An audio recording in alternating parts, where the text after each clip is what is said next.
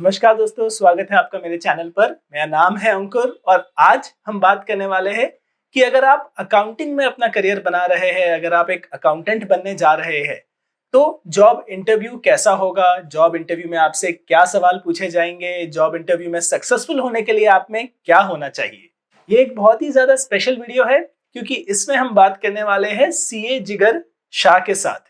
CA जिगर शाह एक young, dynamic, talented और प्रॉस्परिंग चार्टर्ड अकाउंटेंट है। वो पार्टनर है फर्म एसके राठी में और आज वो हमारे साथ जुड़ रहे हैं बताने के लिए आपको कि अकाउंटेंट के इंटरव्यू में आप सक्सेसफुल कैसे हो सकते हैं। लेकिन हम सीए जिगर से बात करें उसके पहले आप याद रखिए, अगर आपने मेरा चैनल अभी तक सब्सक्राइब नहीं किया है तो प्लीज कर दीजिए। फ्री है, मैं बहुत मेहनत कर रहा हूँ आपके करियर के लिए, अच्छे वीडियोस बनाने के लिए, और ऐसी मेहनत मैं आगे भी करता रहूंगा। सो सीए जिगर, थैंक यू कि आज आप हमारे साथ वक्त गुजार रहे हो। और आज हम बात करेंगे कि जब आप एक अकाउंटेंट का इंटरव्यू लेते हो अपने फर्म में, तो आप क्या सवाल पूछते हो, उसके जवाब आप किस तरह एक्सपेक्ट करते हो कैंडिडेट से। तो आज हम जो इंटरेक्शन करेंगे, मैं होप कर रहा हूँ कि जो स्टूडेंट्स, जो कैंडिडेट्स एक जॉब लेने की कोशिश कर रहे हैं अकाउंटिंग फर्म में या अकाउंटिंग में, फिनेंस में, किसी इंडस्ट्री में भी जाने की कोशिश कर रहे हैं, तो इंटरव्यू की प्रिपरेशन उन्हें कैसी करनी चाहिए, आपसे इस बारे में हम जानना चाहते हैं। उसके पहले आप अपना एक क्विक इंट्रोडक्शन देंगे हमारे व्यूअर्स के लिए। So Ankur, thanks a lot मुझे यहाँ पे बुलाने के लिए and I'm very happy that I am over here and you are doing a phenomenal job in creating so many videos for so many people out there जो really practical videos होते हैं जो लोगों को बहुत help करते हैं and I'm glad that I am over here.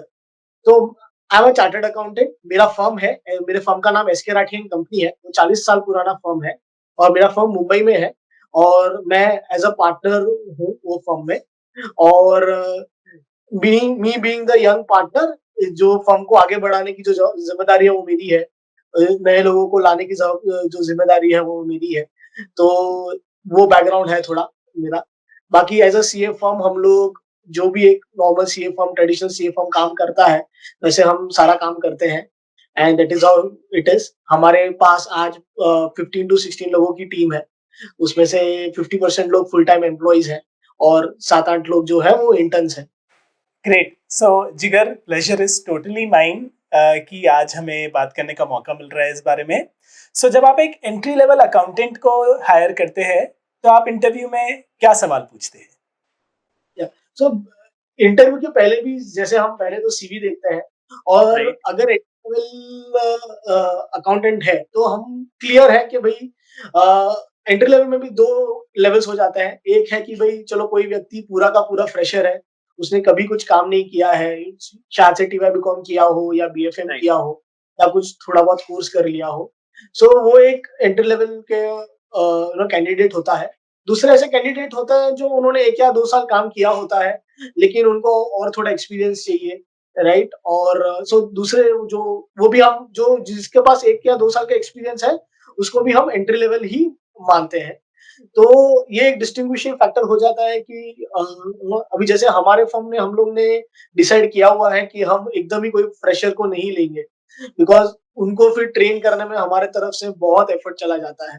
तो अगर 1 या 2 साल कहीं पे काम किया हो, काफी सारे कैंडिडेट्स हमको ऐसे मिलते हैं जिन्होंने कॉलेज के साथ कुछ कहीं पे काम किया हुआ है, थोड़ा बहुत कोई सीए फर्म में छोटा मोटा काम किया हुआ है, तो उससे बहुत फर्क पड़ जाता है अगर ऑलरेडी आपने कुछ काम किया है।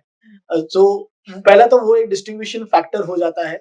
दूसरा एक बहुत इंपॉर्टेंट फैक्टर होता है कि आप जहाँ पे वर्क ढूंढ रहे हो और आप जहाँ पे प्लेस्ड हो, तो लोकेलिटी कितना आप नजदीक हो, आप ट्रैवल करने के लिए ओके हो कि नहीं हो।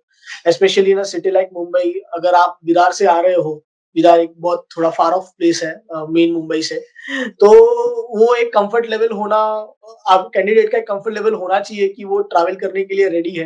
दिन का 1 घंटा, 1.5 घंटा, 3 घंटा भी ट्रैवल करना पड़ सकता है, राइट। तो वो भी एक सिचुएशन होती है बिकॉज एंट्री लेवल में हमको पता है कि कैंडिडेट को शायद से ज्यादा टेक्निकल नॉलेज ना हो।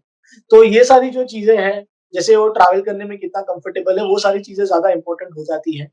डेफिनेटली अगर उन्होंने ऑलरेडी कोई कोर्स किया हुआ है, टैली का कोई एंट्री लेवल कोर्स किया हुआ है उन्होंने, तो वो काफी हेल्पफुल हो जाता है। हम ज्यादा उनको प्रेफर करते हैं कि चलो एटलीस्ट हमको टैली में एंट्री कैसे मारनी है वो नहीं सिखानी पड़ेगी। टीवाई बीकॉम में जो उन्होंने कोर्स किया है हमारा, कोर्स किया होता है अकाउंटेंसी का, वो वहाँ पे उन्होंने क्या लेवल का नॉलेज गैदर किया है, उसके बारे में हम थोड़ा देखते हैं, टेस्ट करते हैं। लेकिन मतलब अगर मैं संक्षिप्त में कहूँ तो एंट्री लेवल पे टेक्निकल स्किल्स पे ज़्यादा फोकस नहीं होता है, एटीट्यूड पे ज़्यादा फोकस होता है। अगर कैंडिडेट टाइम पे आ रहा है कि नहीं आ रहा है, सबसे पहली बात तो वही हो जाती है कि काफ़ी सारे टाइम कैंडिडेट टाइम पे ही नहीं आते या आने वाले होते हैं तो आते ही नहीं है। हम कॉल करके पूछते हैं, फिर बताते हैं कि सर ये हो गया, वो हो गया, मैं कल आऊँ क्या?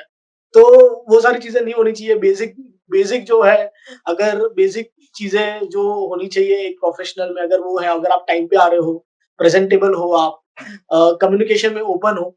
कम्युनिकेशन में ओपन होने का मतलब ये नहीं है कि आपका इंग्लिश बहुत अच्छा है।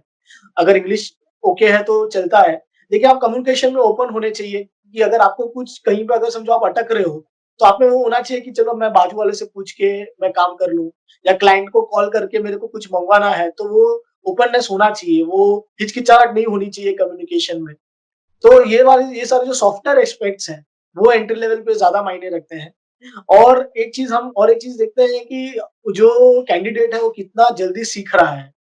तो हमारे माइंड फ्रेम में होता है कि चलो 3 महीने तक तो मेरे को इसको सिर्फ सिखाना है। तो राइट। लेकिन 3 महीने के बाद भी अगर वो अटक रहा है, स्ट्रगल कर रहा है, तो फिर हमारे लिए डिफिकल्ट होता है और हमको देखना पड़ता है कि हम कैसे कंटिन्यू। वेरी इंटरेस्टिंग जिगर। सो आपने दो तीन बहुत इंटरेस्टिंग चीजें कही। इसमें से सबसे ज्यादा इंटरेस्टिंग जो मुझे लगा कि टाइम पे आ जाओ, बस उतना ही बहुत ज्यादा एक क्वालिटी आप मान रहे हैं, आपके लिए एक बैरियर हो गया है ये कि टाइम पे आने वाले लोग नहीं मिलते। मैंने एक पूरा वीडियो बनाया है इंसिडेंटली इसी टॉपिक पे कि टाइम पे आऊंगे तो उससे आपके करियर का और बिजनेस का क्या भला हो सकता है। तो मैं तो बिजनेसमैन हो, जॉब कर रहे हो, एम्प्लॉय हो, खुद का फर्म चला रहे हो, टाइम पे आना, टाइम पे चीज़ों को करना बहुत ज़्यादा ज़रूरी है।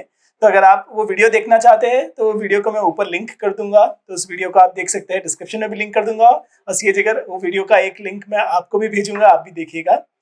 और एक तो चीज़ें जो आपने कही कि आप एटीट्यूड पे ज़्यादा ध्यान देते हो, टेक्निकल स्किल्स ना हो, इंग्लिश कम्युनिकेशन बहुत ज़्यादा अच्छी ना हो, तो भी आपके यहाँ जॉब मिल सकती है, अकाउंटिंग में कोई अपना करियर चालू कर सकता है। तो फिर इसमें मुझे बताइए कि आपको तो बहुत ज़्यादा कैंडिडेट्स मिल जाते होंगे, राइट? आपके पास बहुत ज़्यादा एप्लीकेशंस आते होंगे। तो उसका फिल्टरिंग कैसे होता है? क्या बेसिस पे आप डिसाइड करते हो किसको इंटरव्यू के लिए बुलाना है? क्या बेसिस पे आप डिसाइड करते हो कि इंटरव्यू के लिए जो आए हैं उनमें से किसे सेलेक्ट करना है? या फिर क्या ऐसा होता है कि लोग टाइम पे आते ही नहीं है, या बेसिक फिल्ट्रेशन में ही बहुत ज़्यादा लोग निकल जाते हैं? सो वो पूरा जो फनल है वो कैसे काम करता है? सो मैं मेरे फर्म के बारे में बात करूँगा, तो एक लोकेशन एक इम्पोर्टेंट फैक्टर हो जाता है फिल्टरेशन पॉइंट ऑफ व्यू से। सेकंड, जो हम थोड़ा सबसे बड़ा चैलेंज जो होता है एक सीए फर्म के लिए, ये होता है कि लोग आते हैं, सीखते हैं और चले जाते हैं।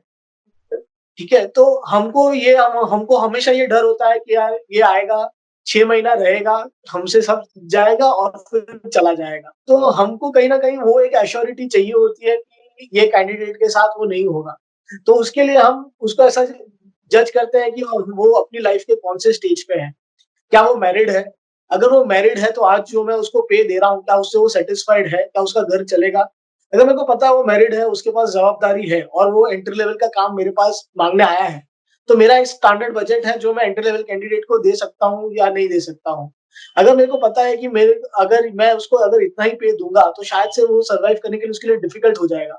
वो शायद से जॉब के डेस्परेशन में मेरे को आज हाँ भी बोल दे, लेकिन मेरे को पता है 6 महीने के बाद ही will look for some other job.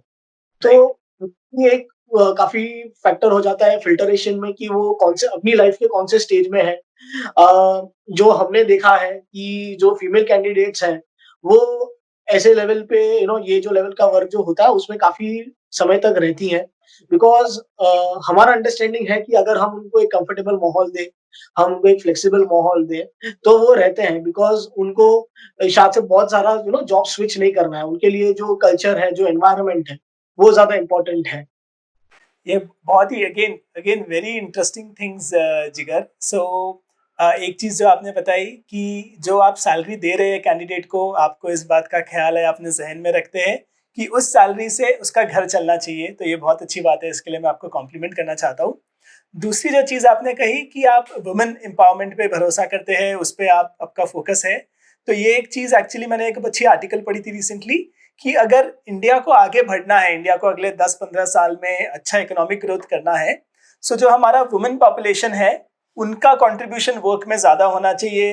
ज्यादातर जितने भी हमारे विमेन है उसमें बहुत कम परसेंटेज जो है 10 या 15% के आसपास वो आज जॉब पे है।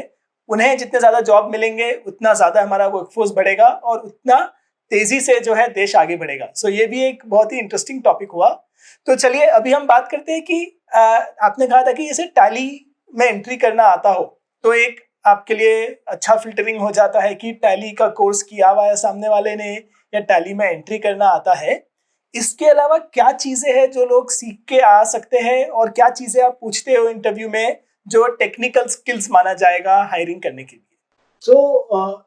अगर हम देखें अकाउंटेंसी का जो भी जॉब होता है वो काफी लिमिटेड जॉब है, बहुत कम स्किल सेट, मेरे हिसाब से बहुत कम स्किल सेट्स चाहिए जो काफी इजीली अवेलेबल है। आप अपने आप को अपग्रेड कर सकते हो, काफी इजीली अपग्रेड कर सकते हो। मेरा मानना है कि 2 से 3 महीने में अगर आप मेहनत करें तो आप अपने आप को एक बहुत अच्छे लेवल पे आप अपग्रेड कर सकते हो। तो बहुत बेसिक चीजें हैं, जैसे टीडीएस, समझो टीडीएस का नॉलेज होना चाहिए।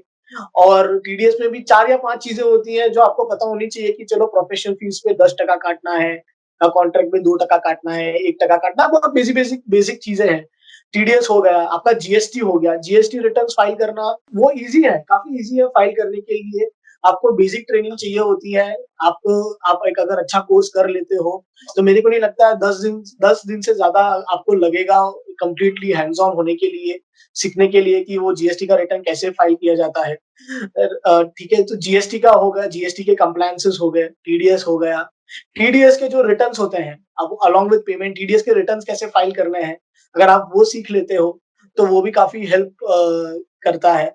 तो जो भी रेगुलर चीजें होती हैं वो तो टीडीएस होती है, जीएसटी होती है और आपकी अकाउंटिंग अकाउंटिंग में जो टैली का जो वर्क होता है, डेटा एंट्री का जो वर्क होता है वो होता है। अ, अभी डेटा एंट्री के वर्क में भी 2 लेवल होते हैं। एक होता है कि चलो आपको ये रिस्पॉन्सिबिलिटी दी है कि आप सिर्फ सेल्स के इनवॉइसेस बनाओ, आपको या तो फिर ये रिस्पॉन्सिबिलिटी दी है कि आप सिर्फ परचेज के इनवॉइस बनाओ। तो हमारे यहाँ पे जो भी कैंडिडेट्स आए हैं, हमने देखा है कि भले ही उनको 2 साल या 3 साल का एक्सपीरियंस होता है, लेकिन उन्होंने वो 2 या 3 साल में सिर्फ एक ही काम किया होता है कि सेल्स की एंट्री बनाई हुई होती है। तो उनका जो लर्निंग होता है वो ज़्यादा नहीं होता है, बहुत नैरो लर्निंग होता है। उनको जो थोड़ी कॉम्प्लेक्स चीज़ें होती है अकाउंटिंग के बारे में, जर्नल लेजर मारना है, सैलरीज़ की एंट्री करनी है, टीडीएस का इफेक्ट देना है लेजर में, वो सारी चीजें नहीं समझती। तो वहां पे वो थोड़ा more than tally it is having knowledge of accountancy, proper knowledge of accountancy, वो ज्यादा जरूरी हो जाता है। कैंडिडेट्स, मेरे को पता नहीं है कि कॉलेजेस में कितना सीखते हैं या कॉलेजेस को कितना अटेंड करते हैं, लेकिन अगर उनको सही में अगर करियर बनाना है अकाउंटेंसी में, तो अगर कॉलेजेस से अगर आपने टाइम इतना नहीं दे पाए हो तो आपको कोई कोर्स कर लेना चाहिए महीने 2 महीने का, जिसमें आपको अकाउंटेंसी की जो बेसिक चीजें हैं वो पता रहे। तो वो आपको जॉब वर्क के परफॉर्मेंस में बहुत फायदा होगा उसका। इंटरेस्टिंग। सो जिगर, क्या इनमें से कुछ चीजें जैसे कि जीएसटी हुआ, टीडीएस हुआ या फिर बेसिक अकाउंटिंग का भी जो आप कोर्स करने कह रहे हैं, क्या लोग सेल्फ लर्न कर सकते हैं ऑनलाइन? क्या यूट्यूब पे अच्छे वीडियोस है या ऑनलाइन कोई और रिसोर्सेज है जिससे लोग सेल्फ लर्न कर सकते हैं घर पे बैठे? मेरे हिसाब से जीएसटी रिटर्न फाइलिंग्स तो डेफिनेटली कर सकते हैं, बहुत सारे वीडियोस हैं अवेलेबल, बहुत सारा मटेरियल अवेलेबल है। और ये खास इसके लिए बिकॉज जीएसटी काफी नया लॉ है और वो डिजिटल एज में हुआ है, तो शुरुआत से ही काफी सारा मटेरियल अवेलेबल है इंटरनेट। अगर आपकी इच्छा है तो आप डेफिनेटली खुद से काफी लर्न कर सकते हैं जीएसटी के बारे में। मेरे को नहीं लगता है ऐसी कोई भी चीज है जीएसटी में, as far as basic accountant is concern, जो कंप्लायंस रिलेटेड जो चीज है वो शायद से यूट्यूब पे अवेलेबल ना हो। आपको सिर्फ वो एक इच्छा होनी चाहिए मन में, वो एक जागरूकता होनी चाहिए कि हम मुझे ऐसा कुछ सीखना है और मुझे करना है। इंटरेस्टिंग। तो अगर कोई खुद से जीएसटी के बारे में यूट्यूब पे सीख के आया और फिर आपके पास इंटरव्यू दे रहा है और वो बता दे कि मैंने जीएसटी के बारे में खुद सीख लिया है, आप मुझे जॉब दे दीजिए, बाकी की चीजें मैं ऑन द जॉब आपके फर्म में सीख लूंगा, तो is that a valid preposition? It's a very valid preposition, because सिर्फ जीएसटी के नहीं, ये वो व्यक्ति जो है उसके बारे में काफी चीजें बयान करता है, बताता है कि नहीं, उसने ऐसा नहीं है कि अगर फ्रेशर बोला है तो कुछ तैयारी करे बिना नहीं, वो वो एक्सपेक्ट कर रहा है। काफ़ी सारे कैंडिडेट्स हमको पूछ रहे हैं कि सर आप हमको सिखाएँगे ना, हमको कोई मदद कर लेगा ना? राइट। वो ऐसे ऐसे कैंडिडेट्स आते हैं। लेकिन अगर कोई कैंडिडेट मेरे को आके बोलता है नहीं मैंने ऑलरेडी थोड़ी तैयारी कर कर ली है, मैंने ये किया हुआ है, वो किया हुआ है, तो वो व्यक्ति के बारे में बहुत बताता है और डेफिनिटली फ्रेशर लेवल पे वैसे व्यक्ति को हम प्रेफ़रेंस देंगे क्योंकि हमको पता है कि अगर मैं उसको कुछ बोलूँ कि आपको लर्न करना है और मैं उसको बोलूँ कि आप घर पे जाके इसको देख लीजिए, तो वो ओपन रहेगा उस चीज़ के लिए। उसका माइंडसेट जो है वो ऐसा नहीं है कि मैं काम ऑफ़िस जो भी ऑफ़िस का काम है सिर्फ़ ऑफ़िस के टाइम पे करूँ, मैं लर्निंग भी मेरे को जो करनी है, वो भी मैं ऑफ़िस के टाइम में ही करूँगा क्योंकि मेरे बॉस ने बोला है। उसका माइंडसेट वो नहीं है, उसका माइंडसेट ये लर्निंग वाला है। तो वो अगर मैं कुछ बोलूँगा भी नहीं तो और उसमें वो अगर है तो वो खुद से ही रिसर्च करके चीज़ों को आगे बढ़ाएगा। या दैट इज ट्रू। सो आपने ऐसे एटीट्यूड का पॉइंट कहा था स्टार्टिंग में, तो ये अगेन एटीट्यूड दर्शाएगा कैंडिडेट का। और दूसरा ये एक मिथ होता है जिसको मैं मिथ मानता हूँ कि जो लर्निंग होती है वो हम स्कूल कॉलेज जाके या किसी से सीखते हैं। मैं मानता हूँ जितना भी लर्निंग होता है वो सेल्फ लर्निंग होता है। सामने वाला सिर्फ आपको राह दिखा सकता है, चलना आपको ही है। सो जिगर, जब आप एंट्री लेवल अकाउंटिंग जॉब्स लेते हैं, जैसे कि नो एक्सपीरियंस, जीरो एक्सपीरियंस से लेके हो सकता है 1 या 2 साल का भी एक्सपीरियंस हो, तो ऐसे इंटरव्यूज के टाइम पे, ऐसे जॉब के इवैल्यूएशन के टाइम पे क्या कोई टेक्निकल राउंड होता है? क्या आप कोई असाइनमेंट देते हो? तो कोई हार्ड इवैल्यूएशन होता है तो उसके बारे में बताइए। सो डेफिनिटली टेक्निकल राउंड होता है। अगर जो कैंडिडेट है वो सिर्फ़ अकाउंटिंग के जॉब के लिए आया है, तो हम उनको एक बैंक स्टेटमेंट दे देंगे और उनको बोलेंगे कि आप इसका एंट्री टैली में करके देखिए। हम देखते हैं कि वो कितना फ़ास्ट कर पा रहा है। वो आइडेंटिफ़ाई कर पा रहा है कि ये जो पर्टिकुलर चीज़ें हैं, ये जो पर्टिकुलर एंट्री है, वो कौन से हेड में जानी चाहिए, कौन से लेजर में जानी चाहिए। हम उनको बोलते हैं कि अच्छा आप मेरे को एक काम करिए, एक सिनेरियो देते हैं कि आप इसका लेजर बना के दीजिए। आप उसमें बैलेंस शीट निकाल के दीजिए। अगर आप बैलेंस शीट निकाल रहे हो तो उसको फॉर्मेटिंग करके दीजिए। तो काफ़ी सारे एस्पेक्ट्स होते हैं टेक्निकल राउंड के। जैसे मैंने बोला परचेज़ का एंट्री हम मारने को बोल सकते हैं उनको, सेल्स की हम एंट्री मारने को बोल सकते हैं। तो ये सारा जो भी एंट्री लेवल वर्क होता है टैली के अंदर हम उनको बोलते हैं कि भई आप प्रैक्टिकली हमको करके दीजिए। अगर कोई कैंडिडेट मेरे को बोलता है कि सर मेरे को टीडीएस आता है या मेरे को टीडीएस के बारे में पता है, तो मैं उनको पूछता हूँ कि अच्छा ये ट्रांज़ैक्शन है आप बताओ इसके ऊपर कितना टीडीएस डिडक्ट होगा? वो बोलते हैं सर इतना डिडक्ट होगा। उसके बाद मैं उनको बोलता हूँ कि ठीक है आप मेरे को अभी ये जो इनवॉइस है इसका आप एंट्री मार के दिखाओ, इसमें टीडीएस का आप इफेक्ट करके मार के दिखाओ। हम अ, वो बोलता है अगर कोई कैंडिडेट हो वो बोलता है कि नहीं मेरे को सैलरी के बारे में समझता है, सैलरी की एंट्रीज़ मारना आती है, पेरोल एंट्रीज़ बोलता है कि मेरे को पेरोल की एंट्रीज़ मारना आती है, वो ऐसा बोलता है।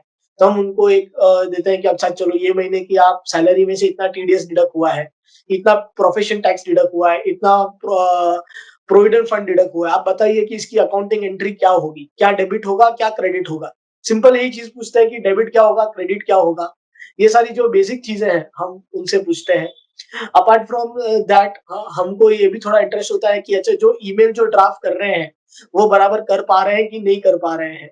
बिकॉज़ काफ़ी सारा कम्युनिकेशन ईमेल पे होता है, तो वो उसमें जैसे सीए के ऑफिस में है कि चलो डेटा मँगाना है या डॉक्यूमेंट्स मँगवाने हैं, तो उसके लिए वो क्लियरली बता पा रहे हैं कि नहीं बता पा रहे हैं क्लाइंट्स को कि उनको एग्ज़ैक्टली क्या चाहिए। तो हम ईमेल भी एक ड्राफ्ट करने के लिए बोलते हैं हम उनको कि समझो कि आपको कुछ अगर डेटा मंगाना है तो आप कैसे ईमेल ड्राफ्ट करोगे, कैसे लिखोगे, वो हम पूछते हैं। तो टेक्निकल राउंड में ये सारी चीज़ें होती हैं। काफ़ी हाई चांसेस होंगे काफ़ी सारे सीए फर्म्स आपको एक बैंक स्टेटमेंट दे देंगे और बोलेंगे कि आप चलो इसका एंट्री करके दिखाओ और वो देखेंगे कि आपने कितनी सही एंट्री की है, कितनी गलत एंट्री की है। अगर आपको समझ में नहीं आ रहा है तो आप चीज़ को कैसे अप्रोच कर रहे हो। तो ये जो है, ये एक एंट्री लेवल पे टेक्निकल राउंड ऐसे होता है। Very interesting. सो इसमें 2 चीज़ है, एक तो ईमेल्स कैसे लिखते हैं, सही बिजनेस कम्युनिकेशन कैसे करते हैं, इस पर भी मेरा पूरा एक प्लेलिस्ट है। सो हमारे व्यूअर्स के लिए वो मैं ऊपर भी लिंक कर दूंगा और डिस्क्रिप्शन से भी लिंक कर दूंगा। वो प्लेलिस्ट अगर आप देखेंगे तो डेफिनेटली इंटरव्यू के इस राउंड में उस सेक्शन में आपकी मदद होगी जहां आपको क्लाइंट्स को ईमेल लिखना है। एक चीज जो आपने कहा कि आप बैंक स्टेटमेंट दे देते हैं कैंडिडेट्स को और फिर उन्हें एंट्री करना है टैली में या किसी और अकाउंटिंग सॉफ्टवेयर में। तो जब ये वो आपने कैंडिडेट को दे दिया बैंक स्टेटमेंट, तो मैं आपको 2 सिनारियो देता हूँ। 2 टाइप के कैंडिडेट्स हो सकते हैं। एक जिसको 70-80% नॉलेज है, जिसने एंट्रीज कर दिए, जो सही पता था सही एंट्री कर दिया, और जो नहीं पता था उसका गलत एंट्री कर दिया। और मैं आपको दूसरा कैंडिडेट देता हूँ जिसको भी 70-80% नॉलेज है, जो सही पता था उसका सही एंट्री कर दिया, लेकिन जो नहीं पता है वो आके आपको पूछ लिया कि इसका क्या करना होगा, मुझे नहीं पता। तो आप बताइए, आप दोनों के बीच में कैसे डिफरेंशिएट करेंगे? सो डेफिनेटली जो सेकंड बंदा है उसको हम प्रेफर करेंगे, बिकॉज ये काफी बार प्रैक्टिकल लाइफ में होता है हमारे साथ, और हमारा भी कुछ कैंडिडेट्स के साथ कंप्लेन होता है कि हमने आपको काम दिया तो अपने तरफ से जो समझा, जो नहीं समझा वो आपने काम कर दिया। तो जब हम चेक कर रहे हैं तभी पता चल रहा है यार, जितना टाइम आपने स्पेंड किया उतना ही टाइम हमको भी स्पेंड करना पड़ रहा है आपकी गलतियों को सुधारने के लिए। तो हम हमेशा कहते रहते हैं कि अगर आपको कुछ नहीं पता है या आपको कुछ समझ में नहीं आ रहा है तो आप तभी का तभी हमें कम्युनिकेट करिए, हमें बताइए, तो हम आपको तभी गाइड करेंगे। तो आप रिवर्क नहीं करना पड़ेगा, वरना आप भी समय स्पेंड कर रहे हो, हम भी कर रहे हैं, और ओवरऑल हम we end up wasting lot of time. तो हम, जैसे मैंने बोला था कि इसके लिए हम देखते हैं कि जो व्यक्ति है वो कम्युनिकेशन में कितना ओपन है। वो, कुछ-कुछ लोग होता है जो घबराते हैं, पता नहीं क्यों घबराते हैं कि मैं पूछ लूँगा तो क्या हो जाएगा।